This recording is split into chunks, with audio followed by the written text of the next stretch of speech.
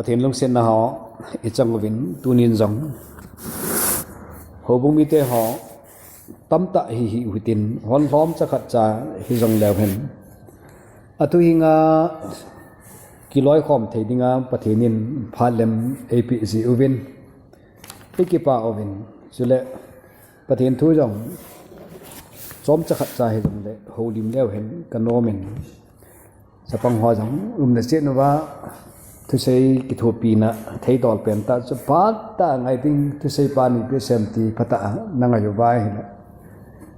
na jing hin khoting na jing hin kho na jing ni kho a dingin na nga dingin jong hung phan tin pathin thu hi ki man mo lo ta hi je chu ke chapang cha ka hin ngai da jong lang a kho poi ti thei a hi poi wa noi le si hi ya chu aphat ho hi ka vena hi ne tu lai hi thil kiti mong mong hi he su na gama cheng pathinin he su na gama asim thi thei na gama nat thei na gama agent sau e te kel hona chu he su na thei jong tam ta imasang wa thei dam mo ve sen in jong he su na ho in sung ho ai ni sim thei thila manin zong an sim thei ipp hi zong le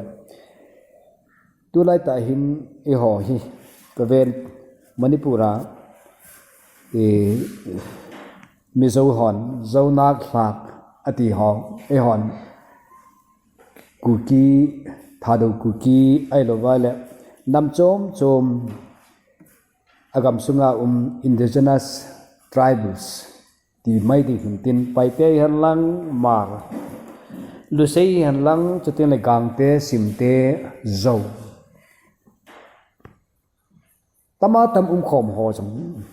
he su na gam lai ta ai cheng khai hi chi ubin hi jong le ilung neo lo na ding ubin tu ni hin bible chang khat ga che pi hitin kanomi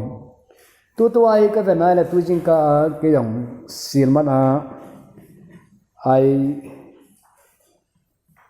dp Haokhomang ka chi in jingka sun pung som la pung khanin internally displaced person Haokhomang ka chi in pathin thu phabe pi ka holim pi in ma ha jang samon naw ai theile kati in pastor khat hinadola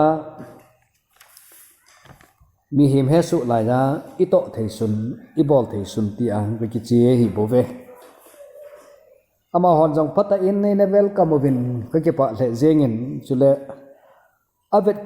avekola pang ho isu pi ho mar ho ade din chilaya lamkai ho jong ki pa pi omovin ama ho jong akipa ma vi nei ipizene mitia hi le relief kema ho relief center ho la jong hampha ki savin tuni chen vanoi ipi hi sei thailo na dingmun khana aki ta ji a chu ama ho jong avekola ho hobung mi te ho ailo le silmat mi te ho kati dingham ama ho koma jong ki pa thu na sata in aphungu vin relief center hall hall a jong wang pha ki sa ma na ho jong chu expression ting le phun thla na ane jibin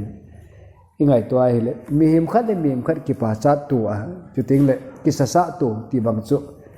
asei ho ding in jong anomin chu ting la ngai ho ding anomin ka ki khop mu chu anom se jengin advent christmas kam tu ko ma dinga hi chilai muna su ki khom te lo ding ti vin about farewell tai ma annual farewell tabang da asim o hin anom le jengin ta hi je hi jong lela mi him ho tam ta hin apha na hi hesu kisawa hitabang ni kho hin man tengole ningkum sa hama ama ho achen naw akhuwa hitabang program ho anaman ho chu agel da uwa alisu jong wizard ham khat aw mi na hi je tuni nei ho hi yum na ho wa hin akala hin ga ki se hen lang hi le in lo ki hal lo za dam khat imu ve na ke hal jong jing la jin jong a ke hal ho lungel ding jong hi het pi anga jin a ke hal lo ho hi ke sal leu lo ta bang thimi ki jong le abang bang kom le a ke hal ho hin khu jong hi ti manin amanwa ite ichan ke ja he su na to aman tha bam ti ho bang ingai to ai le lungdon tai ama bang tu nia ka bible chang sen nom hi a hi le pathinin asiam phat ji a thangwa na a hi ji in chu pi ai man di hi ji in su kha su gen thea hon zong saleng vai lo ta hin ku iman the ni ding ho e ho hi lo ba e ngai tu pau pathinin e ho dinga na to dinga hinai ki pa chu tu ne hi iga lo holim na ding ba kachang sen khat ai de chu je chun sam zale som ni le gup na hi hin siming katin ông ki khom dấu xin ông ki khom se sin lung lut ta in ngai dingo kano min a hi je bible chang ki sun hi na het sa jong hin tin na sim do sa jong hin tin hi jong le tunia hi pathin hin e ho dinga atha ai hin pi dan ba ka gel hi se in sim sang ka tem pakai jin zion asim phana akile do sa kit phanin ke ho jong mang nei ho bep ka hi ve hichun kambem bemin kanui jun leiki pe pelin ki pathu ka sejui chen mi hon namtin vai pila a asejun pakajin thillo pi ta abol pi ta ve ati ve e hodin pakajin thilna sata ta abolin ikipa ta ve o pakai Kachandiu Nei Semphat Peh-un Negev gama tuidung long nei ba sa uvin mit lipom puma mi situ ten ki pa thanomin aga kilo hen aka pom puma mi chu muchi tu ding po a vai kun hon achang pal ki po in ki pa thanomin in lam hin zon hen pathin athu isim do ho ibon sike jwa dingin phathe ebo pi taw hem so pi te hong azoni seita vin he su nagam thu ise juvin ka ngai tu ji ne hi le ei ho hi bible ivet danu le pathinin nam hin sa ho dung zu ya ivet na hi le ei ho hi zentel ho i hi di we hi jem hichilai se de anom pen ai lawala gam nom pen dinga ki koi e hipon a sa to ding dammo na to ding hesu na to the ding changa iche nau gam jong hi kangai tu nei hi le su pite ho bulhin set na gam hi lo a hi zen koi ma cha hi apa cham kim jong ki lo abuling set jong ki lo hla sam na gama ki ala sam sa ki hi again thei lo jong ki lo anom sa ho jong chu gen thei tho tho hi ge ga thang siet lom ding ka he pu ni hi anom sa pen ki ti jong chu anom sa pen ka hi wanu le si na anom sa pen hi di lo hi je ei ho azo se ma bagwen gentle ho mala len pathinin nam thena na koi ho juda mi te ai lo le jewish mi te hebrew mi te ho jeng jong hi even ai hi le ama ho jong hi nop sa nan jong asam kim povin sule imalam zo se jong aba ho hin aphacham kim de pove awang phasam kim de povin ama ho jong ham se na tu ni omin ham phan na tu omin ti chun ama ho jong aphat zo si a ham phat na tu dingin pathinin spirit abol de lawai hi je izele mi tiale le se de hi za chu le se chu itanam khana chu khanin he so le jong atuni min tin ki pa ni atu min tin hita banga chu ki im khom e hi bo ve ti chu i het ding vin ka de ne azole kaise se hi he su na to ka hi a wang se na dim se na ka hem ti a ikila kha wa le chu I wang se naw chung cho na I he su na chung cho nu wa he su chung chon ding he su che ding ki ngai sit na I dim kha diu hi ti zat ta a hi ze hi ja chu pathinin anam mi te adei then mi te ho jing jong hi he so na ga ma jong apui zia juteng le wang sit na ga ma jong apui ya thi na ga ma jong apui zia hi ze ipidin la asim phat no me hi ze ti pa wang chu I het ding ka de ye me hi amos them ga wa ko ma chu ana sei chi pi ham te la ka sim phat na ding ni kho chu ahung thunge apal zo se sim phang katin katun to ki ding kasa phat masang lai za bang banga ka bol ding hi ze atia hi pathian lo pi han lang ingai tu ai le ami te ho chu gen theina he so na pe ji hi asim phat nom ji a hi ti rong ji imuta bi nei zuya chu tunia hi he so nei zaram khat thu hon jong e ho se he so na thuai iki gel lo di hi bible chang ba chen lut lew hen kanom ne pakajin zion asim phana akile do sa kit phanin ke ho jong mang nei bep ka hi ve atia hi pakajin zion asim phat chu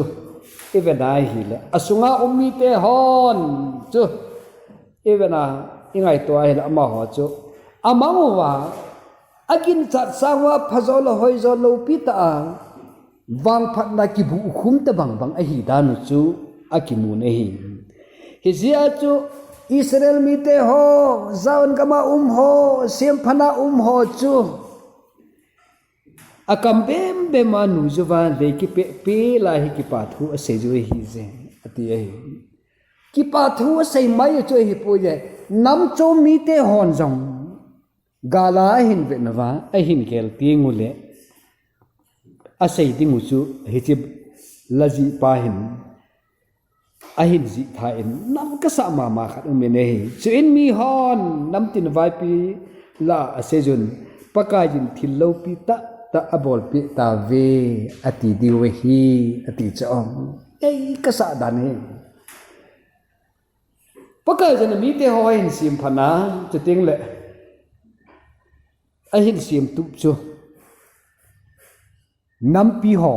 ti chu pathin mi te ho he nei khel te hi jong le foreign mi ho ham ai lo le mi ho chun a hin ve nawa pathinin ami te ho asim phan chu ting le ama ho ding in thillo pi ta asim pi ta ve ati ni kho yong chu hung ding hi ti na ai cho ya chu I lo ho ki halan lang ai lo vai le izanam khade in mun jang tu ki ta se cho mu pha ki ta lo dinga izaram khat jong le hen tu na hisanga lo pi zo chu pathin e ho dinga thil lo pi ta hin sim pi dingu chu koi hu no ne he ding ham iti ai le nam tin vai pi na ati e hin tunin ka gai tu ne hi le foreign on jong en he ding we ye ai lo ba le India gamsunga state chom hon jong e ho adinga hi pat apathi nu vin thillo pi ta asim pi ta ve atina ni kho jong chu hung te ding in ka ta sanin e hi chu ta ba cha non christian ho christian ne hilo hon jong a hin gel do ba christian ho chu apaka jin ama ho ding in thillo pi ta asim pi vin chu ting le abol pi ta ve atin ni khu chu ding hi ati ai tu ni hin ka ngai tu in langkhana chu ka ve nai hi le Israel te pathin nam thlen te jong van noi za hi abjo za ama hon jong thil phajau si atu di lo thu azon them khat ise jevin ama ho chu babylon so ja ana tang ve na babylon so ana tang hi ve Jima sanga te bhar ka ga se nom khat aumen Egypt kama kona ami Israel te hin puya kanana hin zot la ya cho nom sela hung ki lo pi chula mun khat hin pha wa hi le gulse hung lang tan ahile Israel mi te ho chu ahin chun achu ho chu thizung zung ya chu Mosi tawa pathin ko ma tawa la pathin ahin musa chi phamitiai le nangman sung engin gul hang lim khat semin lang dom sang ti min ave ve chu dam ding hi ati pe ne hi ingai tu le hilai ka la lon chu Bible them hon khonunga e ho zo se that do na pakai Yesu Christa cross a dop sanga au na ding mi chon se ho that do na ni kho hum ding pa se na hi tin anamang zong lew ken chu ni chun hi che khen jo ka ti na hi de pun ami te ho jong he su na a ko na chu ana su dam theina pa chu kala no me hin tunin hi je chun e ho jong he su nei zat hu thu ta hi nei hi ta tin ini lo wi za dam khat hi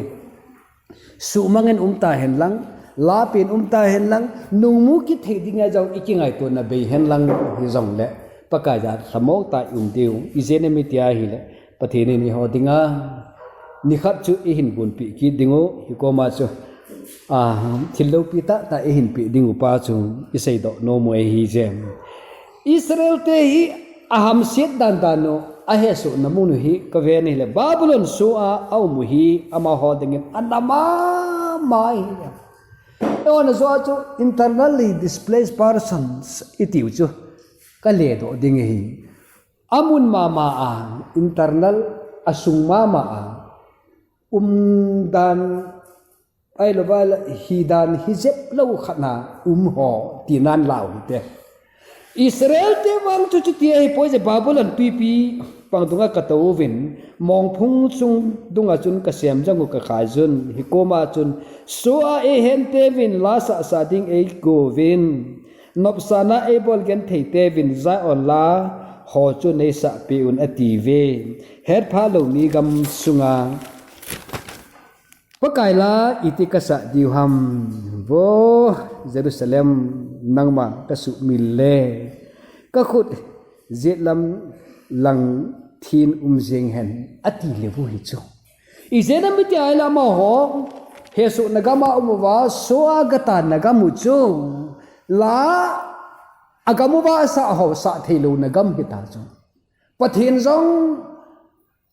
ama ho pathin ho tabang nagam chu hi talo tunine ho iwang phat naw kho ji phami tala hilanga chu la tha bui sa ho jong tuna langai hin ki po wa la chu sa theina la chu pathin lo pi hen lang hi chi ji chu i he so naw ve dai Israelin jong ana thu na bong sanga jong tuna ai ho thu na hi sang di da we hi je ka ti no me hi ya chu ham phata khat chi hina ve ham si ke sebe se pote ka ti nom na chu chilai chu hi bu bi nei hi aba na chun i pe sei ki na mi ti ai le i Bible chang sim naw chu ave ki no hitin e ho dingin pakajin thil na sata ta e bol pi ni ki pa ta ve o pakai Kachandiu Nei Semphat Peh-un nizep gama vadung dong nei ba sa uvin ati chu thil chet bu khat ka ve ni hile nizep gama vadung dong chu apha na hi tui kan lai ting le kan chet jeng si hi chlai vadung va hom sung se chu tui iti le hungdim de kham ti chu mi hi men akal lai ting le sei ha sai hi ama wang phad hung thuna hi le tui hung dun phat ti le dim se na hung lon si hi chi gam chu hi ti chong hi ya chu hi chlai gam banga chun vadunga tui kam dim se na tui alon thei banga chun kagam sungu jong hi vadung chu tui dim se na alon ba bang chun ke ho jong nei ba sa ovin ati cha aju tia le he so na gen thei na ai no wa le he so na tam ta ho i wa ko na chu wang pa na tam ta nung mu ki thei na ding kam chun nei hi ta bang kam chun ke ho jong nei ka ju bin ti na he ta chong ya chom so pi te ho i he so na ho hi he su na ta ba hi hen lang jong le pakai za hi kinem ta jing ding we hi je ne ma de Israel te jing jong he su na tam pi na thowa mi ga ma ke hon pakai la iti ka sa ding ham Zion la iti ka sa ding huam tia ana i khat ho jing jong chu tuni hin ka ven ka ngai tu ting le ama ho wang chun Zion a ko na chu Babylon kama anu che so tanga chi ba chu Zion a la asa ho chu asa thei ta lo na gam wa che hin e ho wang chu ko langa chu Jerusalem Zion khopi chugel te mun tia la asa chu hilaya yang isa thei na lai chu pathian lo pi han lang adang dang nang ta isa thei na lai chu ki khop na thei ho jok i mu ba pathian zong i dei bang wai ho thei na lai ho hi i ve nai hi le ham se ki sa lom thei jong a hi lo na chu khat au me ka ti zo bo a hi zeng ye chun su pi te ho tu ni hin iti la jin zong pakai jin Zion asim phat bang bangai hi e ki le sa ki na wa e sim phat dingoi he ti pa chu sumil lo hi la dingoi i ga bo hi ka ve na hi la hi na ye su pi te ho i cha te ho zong a he su thei le jong ve na sim lai cha pang ho zong aboi gam ta kham bol ho zong abol the ding mun le ai lo le a join the ding mun wa chanam khan ha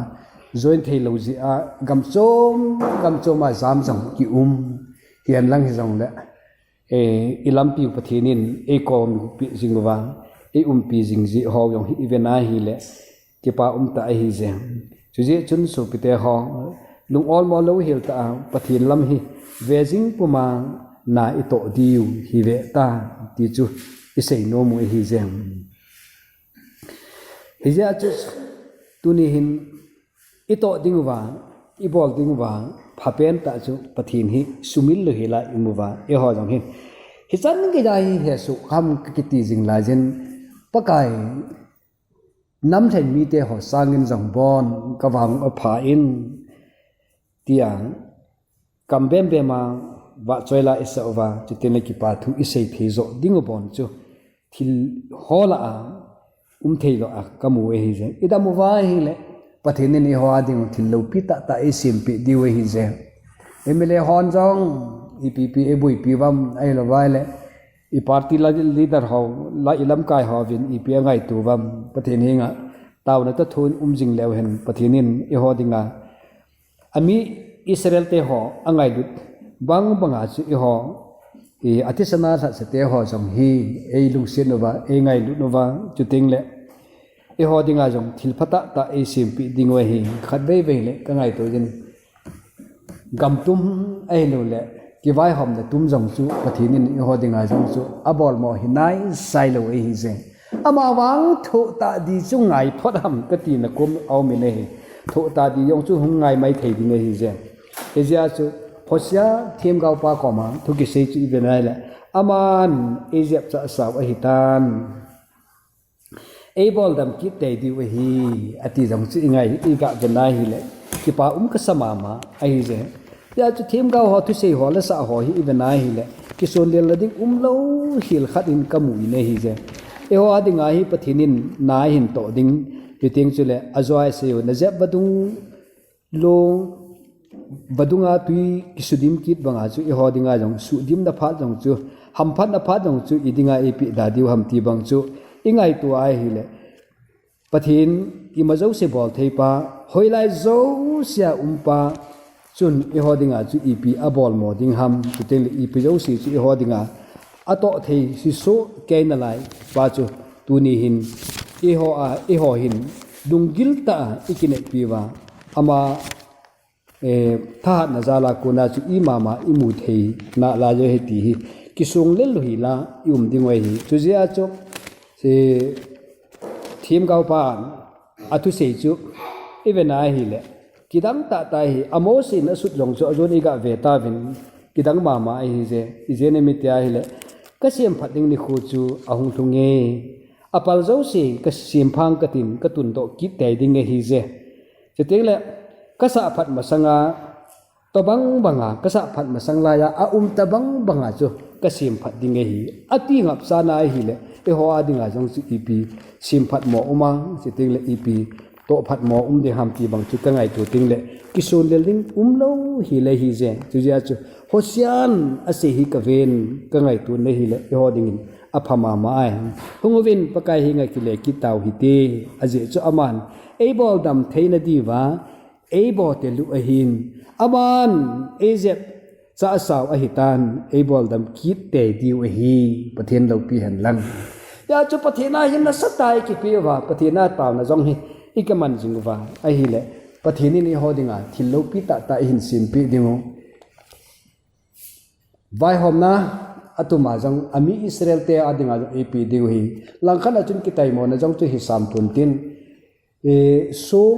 ลำดังอกิมัวทิ้งบุญสงบุญลำดังตีวิเตไอ้ละว่าละเรื่องไม่ใช่พุ่งโหเสียงเงินบอลวันนู้นเลยสิที่เราพิตามันว่านำเลี้ยงพิตากิสิมเทียเลยเหรออธิษฐานสัตย์จุอิติจงเดนิ่มลมละมาสดนิ่มลมละมายุ่มสามเดียวหำตีบังลงจูไงตัวคำเสียนินกะเฮนไอ้ฮิเจยาจุอีหอดิงาจงปะทีนี้หาปันปนาปังดิงหินายเจตีปาจุก็เสียงขับตีด้วยฮิเจยาจนสุปิเตหอตุนีหินปะทีนินพัดขัดจนเออเสียป่วยเดวิดข้างไล่เจงาจงอามีอิสราเอลเตหอจุเฮสุนตัมปีนสิมปีฮิเจเดวิดกอมาทัวเดเซจีพามิเตอร์เนี่ยนั่งหินตัวนี้ฮิคุยจะเป็นตาหินเดเซนดิ้งฮัมกิเซนตีมินกุมทุมสูงจูนะกับสุงอากิลหัดดิ้งนั่นหนอบัมเฮสุนัยตัวละจิจงจูมีโอจูอันเนี่ยฮอลาจะกี่ไม้ทางเดียวเองถ้าทุมสูงจูนะมีนักกาลเมติมีเตหอมาสังกันนะซามจริงดิ้งนั่นหนอบัมอติคิดจูนะअब आना जो ऐसे ही कितनी भ्रमित आए ने निथुम से नमीते हो गम नहीं सी हूँ कि साकुम दिन न मम ती जो हिचलाई जी ngay लोग जो डेविड दिंगा जो होई चिपेन ता जो कि हिंग ले अनुम दि ओ ती ngay तो अनुम दि खत जम का है पूजे अमा वांग पथिन जो अफाना ये चुन अमी को तो न जो आज की ने पीडिंग है ना ये चुन अतिया निथुम थीना हुम दिंग जो गम नहीं सी हुं लान दिंग जो असेन जो ही जे आई या जो अमी को तो ना जो अति मा बंग बंगिन खत वैसे गम नहीं सी हुं मा जो मी हिम सांग सोम सिगी हुं थी पा जो अजींगा जो जेरूसलेम लमा जो vantilin akut angama gamna hi se hin bolding vantil hun sa ding pa vantil na khut hin ngap gol lai ta cho pakayin asei ji pam dala paset tai na khut tu tan ati ai tunin jong e kam sum wai he su ra ho hi pakai pathenin i hawa dinga sietna itu lo na dingwa tuni hin i ho dinga jong dam pi tam pita asim pi thena lai ju hi ngai tu puma ding we hi tu ne he su naw hi ka ven hi le ong mi le pom pu ba hi na tonga chu ting le mu chi tu a wa le ai lo wa le kal sung ni zat da tiu ham hi cho zo si dinga ji ki pa thanop na aga kilo naw chu lam pi hung nan te ti hi ikinet li ding we hi minu mi pa isaram khat hin bolding to ding he ta hi ang anh chị lo hình họ ai lo vale cái về nằm nếp cha họ sum capital liền pita hel hi zong le azo wa mon kinai muchitiwa tu wa ai lo vale vai kuna kunu wa chu hi cho zo si jong chu ni khat ting le ama ho chun achang pa le ki pu untin ki pa thunoma in lam ki so ti we hi ati pa hi ka na le e ho ding en zo hung lugin tin ni khat ting le pathin hinga ki pa thu sinaพระเจ้าอิสานอิเสถีนาวงหิเตเตดิ่งอิลุงทิมบะเวลเลวเห็นกันโนมินเฮก็ไงต้นสุดพิเตหอปะเทนินอามาตะเงียจริงจงอ้ออันนั้นมีเตหอเอซิบกำมาโกนาอปุยดอกหลายจงจูก็เป็นอีเวนายหิเลปะเทนินอปุยดอกนานาจูงอซีอัปปนันอปุยดอกนานาจูจังเซลเซเลนหูจิงเลวกิลอมไอ้วางอาจจะจังเซลเซลาหุงกิโลจะลาขอดานจะเบลจะพอนะงามุนหินเสียมนาว่าจูคุณละมาฟาโรเลี้ยงป้าจนอีพีเอ็นเสกิตามิตาหิเลอากามามีปีหอจนเอ้ฮอนอีพีเตียเลอินาตงงาหอจอีพีเตียเลอีเดลโดเจงวหัมอิสอลโดเจงวหัมตาหุงกินุงตอลกินวาหินเตียลกินวิสละก็เวนหิเลหิลายงหิ bài lắm thế này he su nó hi chỉ mỏ chạy lâu ai lo lệ mi him khăn in na to ai lo lệ thiên abol hi lam sang pet pet jeng de lâu hi lam izat ram khăn he su na itu zat chana hi experience pathin lo pi na ki mu che hi boviti chu ka sei to no me hi zo hi ia chu Israel te chum ai hin nung de lo wali ki cha ta chu la faro sipai ho chu zat chun kang talai ta sakol te ki thowa hin de lam la ki chama ma jemu alungu dong wal jing pathin hi nga mo si hung tao ta chu a tao pha na chu ipi hung so mi tia he hi che pha la ya phat khan ha dinga pathin nam mi te ho puile a sun la jana apui naw chu apui na wa ko na chu pakai vanti Israel hon pi masanga si ji pa chu ahung kinung khinin mi pi nung la machun ahung pangtai ati chu pathen lo pi hen lang chu ta bang banga chu mi pi masanga kitology mei bang lom jeng jong chu hita bang tin mu na hong hi phat chun masanga kunin ahung kinung tolin mi pi nung lama ahung pangin ahin nung del ho faro sepai ho kika chun aum tan ati chu ya chu pakai jin abet sa